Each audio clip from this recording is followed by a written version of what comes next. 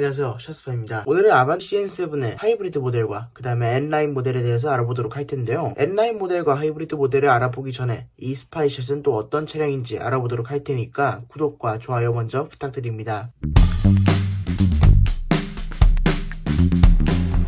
먼저 제가 예전에 리뷰해드렸던 영상이 있죠. 아직 보지 않으신 분들이라면 오른쪽 위를 클릭해 주셔서 봐주시면 감사하겠습니다. 제가 지난번에 리뷰해드렸던 이 차량 흰색 차량이었는데 제가 이 영상에서 언급하지 않은 부분이 있습니다. 바로 이 차량이 하이브리드 차량이었다는 점인데요. 하이브리드 차량임에도 외관상의 차이는 없는 것으로 보입니다. 하이브리드 차량인데도 이렇게 일반 차량과 비교를 해보면 헤드램프만 옵션의 차이가 있을 뿐이지 사실상 외관 디자인에서는 차이가 없는 것을 볼 수 있죠. 아반떼 하이브리드 같은 경우에 바깥 디자인을 다르게 하기보다는 파워트레인, 심장을 달리해서 거치중보다는 속빈 강적이 되지 않도록 노력한 모습이 여러모로 보입니다. 그래서 외관 디자인은 달라지는 게 없다고 봐야지 될 것 같은데요. G80 클럽에서 새롭게 공개된 아반떼 스파이샷 때문에 또 여러분들이 굉장히 기대를 하시고 또 굉장히 말이 많은 것 같습니다. G80 클럽에서 공개된 아반떼 스파이샷 같은 경우에는 우리나라나 미국 등에 출시할 모델이 아니라 인도 등에 출시하게 될 개발도상국 전용 모델로 추정됩니다. 우리나라에 판매되는 차량 과 미국에 판매되는 차량은 현대 엠블럼 뒤쪽으로 절개선이 있는데 이 차량 같은 경우에는 현대 엠블럼 뒤쪽으로 절개선이 없는 모습을 보여줍니다. 그렇다면 이 말은 무엇이냐면 보행자 안전에 그렇게까지 신경을 쓰지 않았다는 말이 됩니다. 이렇게 만든 차종이 또 하나가 있는데요. 바로 셀토스입니다. 셀토스 같은 경우에도 인도형에는 기아 엠블럼 뒤쪽으로 절개선이 없는 모습인데 국내형에는 기아 엠블럼 뒤쪽으로 절개선이 마련되어 있는 모습입니다. 셀토스 같은 경우에는 인도용과 한국용이 이렇게 차이가 나는데요. 아반떼 같은 경우에는 우리나라와 미국용이 같은 보행자 안전규정을 준수하도록 되어 있고 다른 개발도상국용으로는 조금 원가 절감을 한 부품이 들어가는 게 아닐까 생각됩니다. 이렇게 깔끔하게 보닛이 내려오는 게 물론 디자인상으로는 좋지만 사실 보행자 안전규정을 만족시키기 위해서는 상당히 까다로운 디자인이기 때문에 국내형에는 원가 상승을 요인으로 해서 중준형 자동차에는 넣기를 좀 꺼려하는 것 같습니다. 반대로 소나타 같은 경우에는 어느 정도 원가의 차이를 두고 보닛 재질이 조금 달리해서 보행자 안전규정을 만족하도록 이렇게 보닛이 설계되어 있는 걸 볼 수 있습니다. 이렇게 내려와 있는데도 보닛이 어느 정도 보행자를 충격했을 때 충격을 흡수할 수 있도록 소나타 같은 경우에 처리를 해놨고요. 아반떼 같은 경우에는 아무래도 그런 설계가 조금 미흡해서 차이를 둔 게 아닐까 싶습니다.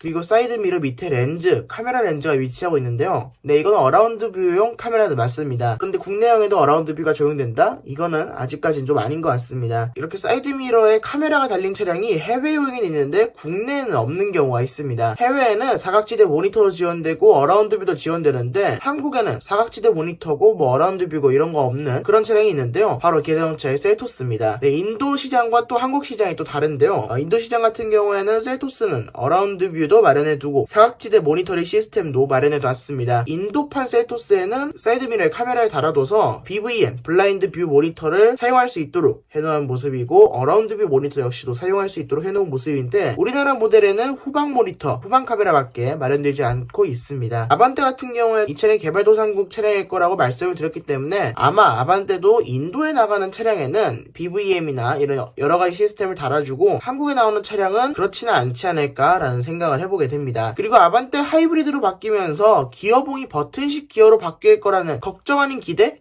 아닌 걱정을 하시는 분들이 약간 있는 것 같습니다만 아반떼 하이브리드 같은 경우에는 실내에서 바뀌는 부분은 거의 없다고 봐도 무방합니다. 말뚝 기어봉이 그대로 적용되어 있는 모습이 보이고요. 달라지는 부분이라고 한다면 운전대 옆쪽으로 12V 리셋 버튼이 들어갑니다.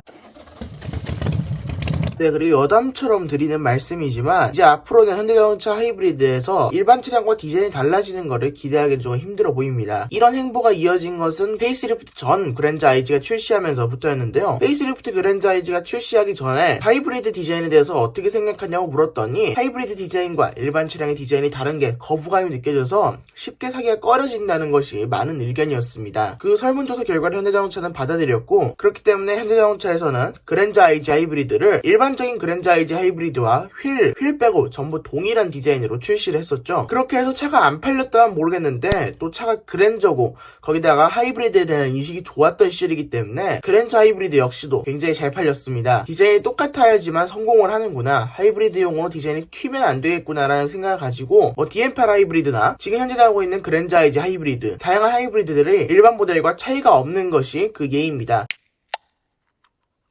네, 다음은 N라인입니다. N라인 같은 경우에는 전체적인 스파이샷이 나온 것은 아직 없어 보이는데요. 휠이 굉장히 스포티하게 바뀝니다. 은색 부분만 보면 정말 얇아서 저거 부러지는 거 아니야 라고 생각하실 수도 있는데 실제로는 은색 부분과 검정색 부분이 함께 혼합되어 있기 때문에 휠 스포크가 그렇게까지 얇은 굵기는 아닙니다. 그리고 뒷부분에는 아반떼 CN7에서는 그냥 가짜 머플러로 범퍼에 장식만 있었던 그 머플러가 이번에는 진짜로 들어갑니다. 전에 있었던 삼각반떼 스포츠에 비해서는 훨씬 더 제대로 된 배기구가 달려있는 것을 볼 수 있습니다. 개인적으로 이런 배기구가 양쪽에 달려있었으면 더 좋았을 텐데 아무래도 N라인이다 보니까 N을 위해서 조금 남겨둔 게 아닐까 생각됩니다. 실내 시트 같은 경우에는 바깥쪽으로 레드 튜브 스티치가 들어가고요. 그 다음에 레드 스티치도 하나 들어간다고 합니다. 시트 형상 같은 경우에는 조금 바뀌고 등받이 중간 부분에는 N이라는 로고도 들어간다고 합니다. 그 다음에 아반떼 N라인과 아반떼 하이브리드는 모두 멀티링크 서스펜션이 탑재되는데요. 일반적인 차량에는 토시안 빔이 장착되는 반면에 아반떼 하이브리드와 아반떼 스포츠에는 멀티링크 서스펜션이 장착된다고 합니다.